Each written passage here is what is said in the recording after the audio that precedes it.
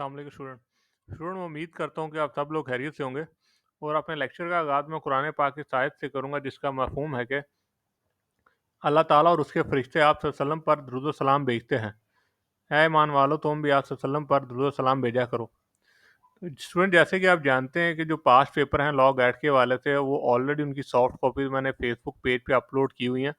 और मुझे काफ़ी स्टूडेंट्स की कॉल आई जिन्होंने उनके आंसर कीज़ के हवाले से पूछा कि इनके आंसर भी अपलोड कर दें। तो आज की वीडियो में हम जो पास्ट पेपर 3 अक्टूबर 2021 को लॉ गाइड का हुआ था, उसके आंसर डिस्कस करेंगे। तो हम स्टार्ट करते हैं क्वेश्चन नंबर 1 से। कोर्ट में subject to any objection as to station of jurisdiction treat a proceeding under the section 47(2) of the CPC as a suit or a suit as a proceeding and may if necessary order।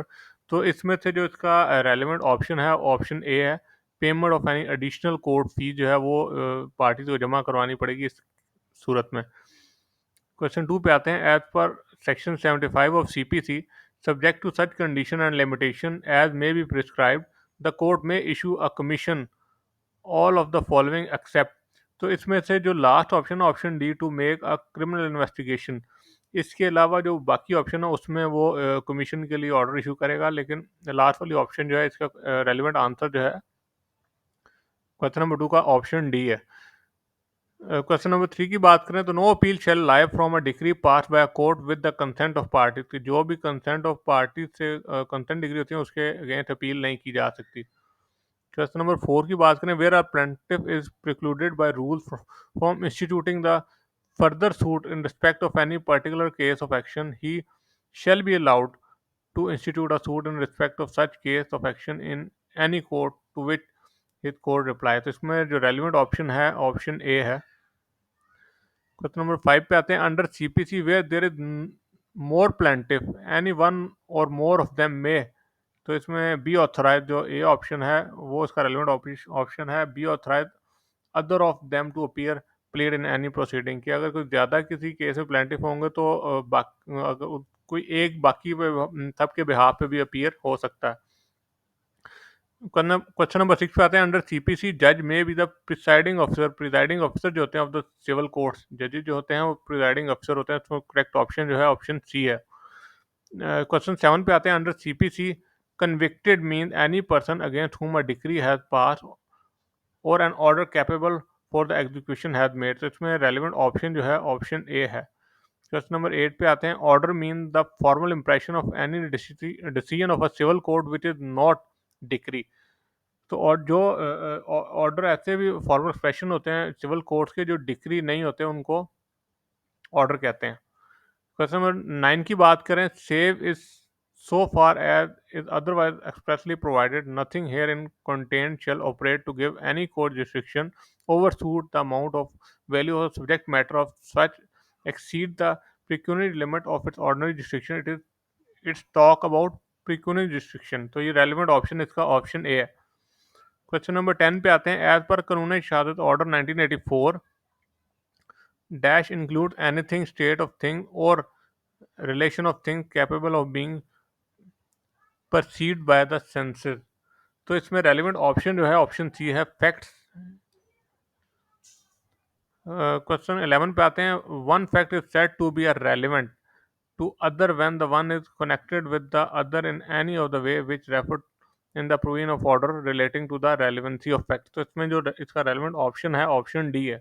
In criminal cases, if the prosecution failed to discharge accused its burden, कि अगर criminal cases में prosecution जो है वो fail हो जाती है उस प्रूफ करने में, तो उस केस में जिसका रेलिवेंट ऑप्शन है ऑप्शन बी है, द अक्यूज इज इक्विट। जो अक्यूज है वो इक्विट हो जाएगा। क्वेश्चन नंबर 13 पे आते हैं। एज पर आर्टिकल 19 ऑफ कानून Shahadat order 1984 facts which through not issue and are connected with a dash as to form part of some transaction and relevant whether they occur at the same time at place of different time or places। तो इसमें से relevant option जो है question number 13 का option D है, fact in issue. As per section 63 of CRPC, no one has been arrested by a police officer shall be done except on his bond और on basis of special order of magistrate. तो magistrate के order पे जो है वो police arrest कर सकती है। इसका रेलिवेंट ऑप्शन जो है ऑप्शन सी है। as per section 96 of CRPC, where there have a reason to believe that a person to whom a summon issued or order under section 94 or order served under section 95 subsection 1 of the CRPC addressed or might be addressed will not willing not to produce the document or thing as required by such summon or requisition, it may issue a search warrant by।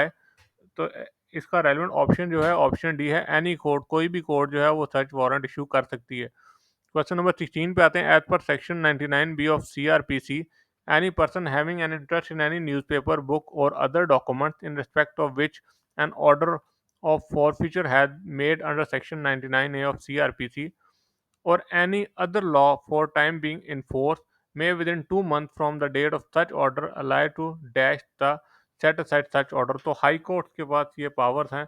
इसका relevant option जो है option A है। As per section 404 of CRPC, dash shall be lie from any judgment or order of a criminal court except as provided for by this code or by any other law for time being enforced। तो इसमें जो relevant option है question number 17 का option B है, no appeal shall be lie from any judgment. Question number 18 पे आते हैं। As per section 406A of the CRPC, any person who agreed by any order refusing to accept और reject a surety under section 122 में appeal against such order to the dash. तो court of session में appeal जो है वो file होती है। इसका रेलिवेंट ऑप्शन जो है क्वेश्चन नंबर 18 का ऑप्शन डी है। क्वेश्चन नंबर 19 की बात करें तो as per section 410 of the CRPC, any person convicted on a trial held by a session judge or an additional session judge may appeal to the dash. तो इसका relevant option जो है option सी है, high court में appeal file की जाएगी। Question number 20 जो है ये रिपीटेड क्वेश्चन है, ये 2-3 लॉग एड्स के पेपर में आ चुका है। Mister A sue Mister B for the 1000 to show entries in an account book showing Mr. B to be indebted to him this amount। The entries are dash without other evidence to prove the debt। तो इसमें relevant option जो है option D है, relevant but not sufficient without others evidence to prove the date. Question number 21 की बात करें। Mister A sue Mister B for trespass on his land and Mr. B alleged the existence of public right of way on the land, with Mr. A denied now the of degree in favor of the defendant in a suit of Mr. A against Mr. C for trespass on the same land, which C alleged the exercise of the same right of way। तो इसका relevant option जो है option B है, is relevant but is not conclusive proof of a right of the way exist. Question number 22 की बात करें। As per article 70 of कानून शहादत ordinance 1984, all facts dash may be proved by oral evidence except the consent of document, except the content of document. जिसका right option है option D है। Question number 23 की बात करें। The content of document may be proved dash. तो इसमें जो relevant option है either by primary or secondary evidence. जो भी कंटेंट ऑफ डॉक्यूमेंट उसे आप प्राइमरी एविडेंस से भी प्रूव कर सकते हैं और सेकेंडरी एविडेंस से भी। क्वेश्चन नंबर 24 की बात करें तो एज पर आर्टिकल 73 ऑफ कानून शहादत ordinance 1984 dash mean the document produce for the inspection of the court. तो primary evidence mean the document produce for the inspection of court. तो आर्टिकल 73 जो है वो प्राइमरी एविडेंस के हवाले से। क्वेश्चन नंबर 25 पे आते हैं। The primary duty of an advocate engage in public prosecution is not to convict but dash. तो इसमें जो रेलिवेंट ऑप्शन ऑप्शन डी है, to see the justice is done. कि ये लॉयर की ड्यूटी है कि वो इस जो पब्लिक प्रोसिक्यूशन है उसकी ड्यूटी है कि वो इंश्योर करे कि जस्टिस जो है वो प्रॉपर तरीके से डन किया गया। क्वेश्चन नंबर 26 की बात करें। It is duty of the advocate to appear in court when a matter is called and if it is not possible to make. तो इसका रेलिवेंट ऑप्शन जो है सेटिस्फैक्ट्री अल्टरनेटिव अरेंजमेंट। अगर एडवोकेट जो है वो कोर्ट में अपीयर नहीं हो सकते तो ये उनकी ड्यूटी है को अल्टरनेटिव अरेंजमेंट जो है अरेंज करें उस सूरत में। क्वेश्चन नंबर 27 की बात करें। An advocate should in journal dash volunteering the legal opinion or addressing any arguments in case in which such advocate is not engaged। तो इसका रेलिवेंट ऑप्शन है रिफ्रेन फ्रॉम के एडवोकेट्स को उस चीज़ से बात रहना चाहिए कि जिस केस में वो उसमें नहीं, उसको एडवोकेट नहीं है उसके बारे में अपने कमेंट्स या आर्गूमेंट्स ना करें या ओपिनियन उसमें ना दें। क्वेश्चन नंबर 28 की बात करें, as per rule 173 of canon of professional conduct and advocates of advocate, and advocate shall not dash nor appear before public officer, board, committee, or board in his professional capacity without first disclosing that he is an advocate representing interests that may be affected by the action of such officer, board, committee or body। तो इसका relevant option जो है option D है, communicate with. तो student जो आपका professional ethics का portion है, ये काफ़ी शॉर्ट पोर्शन है, इस पर आपने अच्छे तरीके से ग्रिप करनी है, क्योंकि ये आपके इजीली आप 10 मार्क्स इसमें से टोटल 10 आउट ऑफ 10 जो है वो अटेन कर सकते हैं। क्वेश्चन नंबर 29 की बात करें तो ये कॉन्स्टिट्यूशन हिस्ट्री ऑफ पाकिस्तान के वाले से, in Asma Jilani versus the government of Punjab case the supreme court held that. तो इसमें जो रेलिवेंट ऑप्शन है option B, martial law was illegitimate. तो जो आसमान जिलानी साहब का केस है उसमें मार्शल लॉ को इलेजिटिमेट जो है करार दिया गया था। क्वेश्चन नंबर 30 की बात करें, Nawaz Sharif versus president of Pakistan case, by majority it was held that the order of the April 1993 passed by the president of Pakistan is। तो इसका रेलिवेंट ऑप्शन जो है ऑप्शन डी है, not with in the power conferred on the president under article 58 2b of the constitution। Question number 31 की बात करें, Zafar Ali Shah other versus general Pervez Musharraf case, the bench was presided by dash. तो जो bench था वो हेड कर रहे थे chief justice Irshad Hasan Khan sahab. Question number 32 की बात करें, इन स्टेट वर्सेज डोसो के, the supreme court under justice Munir upheld the माशरा रिलाइंग अपॉन। तो इसमें जो थ्योरी जिसके ऊपर ये केस बेस करता है इसका ऑप्शन डी है, Kelsen general theory of law and state. Question number 33 की बात करें, in Begum Nusrat Bhutto versus chief of army staff case, Begum Nusrat Bhutto challenge the detention of her husband and 10 other leaders of Pakistan Peoples Party in the supreme court of Pakistan by filing constitution petition under article. तो ये इसका relevant option जो है option D है, ये article 184(3) के तहत जो है वो पिटीशन फाइल की गई थी सुप्रीम कोर्ट ऑफ पाकिस्तान में। क्वेश्चन नंबर 34 की बात करें, as per the preamble of the constitution where sovereignty over the entire universe belong to the almighty Allah alone and the authority to be exercised by the people of Pakistan within the limit prescribed by him in a sacred। तो इसका relevant option जो है option A, trust.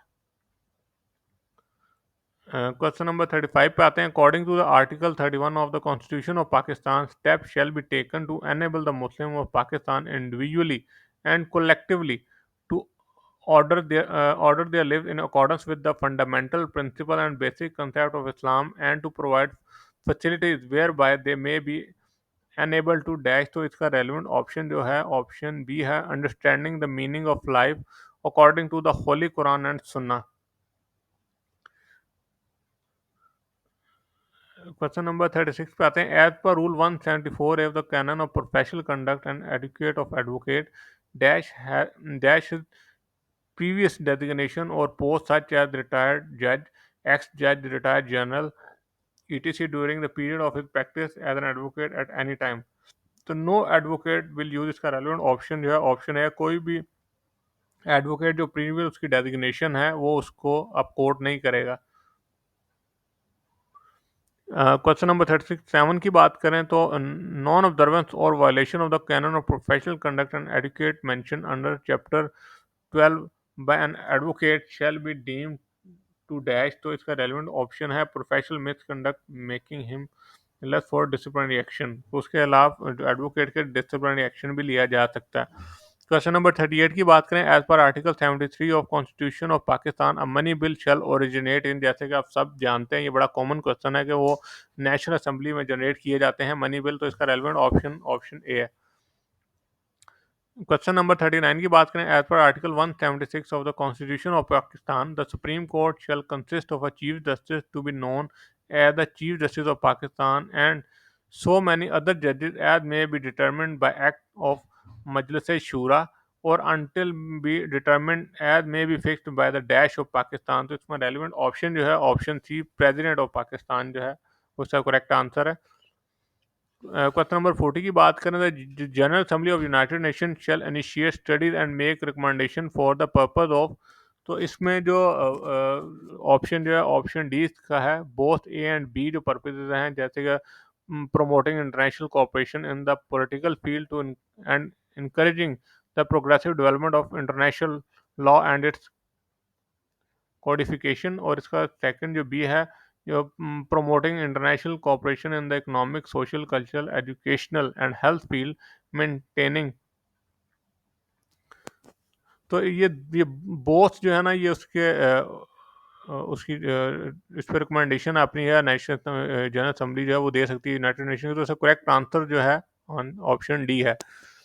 Question number 41 की बात करें, जज of the supreme court shall hold office until he attend the age of dash year. तो आप सबके इलम में 65 ईयर एज लिमिट है सुप्रीम कोर्ट के जज की। तो इसका डी जो है वो करेक्ट ऑप्शन है। क्वेश्चन नंबर 42 की बात करें, the united nation general assembly shall do all the following except. तो इसमें जितने भी ऑप्शन दिए गए हैं इसमें जो सिर्फ contact the international donor to provide the donation for the organisation as provided in the article, तो ये उसकी उसकी ड्यूटी में फॉल नहीं करता। तो इसमें जो रेलिवेंट ऑप्शन है क्वेश्चन नंबर 42 का ऑप्शन सी है।